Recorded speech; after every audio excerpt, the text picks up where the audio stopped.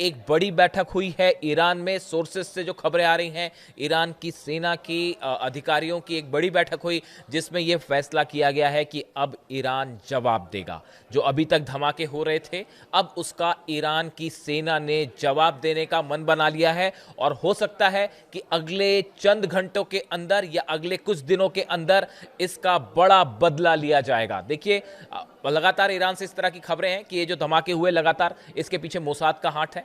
अगर आप जो एक्सपर्ट्स बताते हैं कि देखिए, जब आप सीधे तौर पर ईरान को जंग में नहीं हरा पाए, आप बातचीत में ईरान को नहीं झुका पाए, तो अब ऐसी स्थिति में ये एक कोवर्ट ऑपरेशन चल रहा है और आतंकी गतिविधियां करके जो है वो ईरान को डराने की कोशिश हो रही है। ईरान में धमाके करके ईरान को एक प्रकार से जो है उकसाया जा रहा है।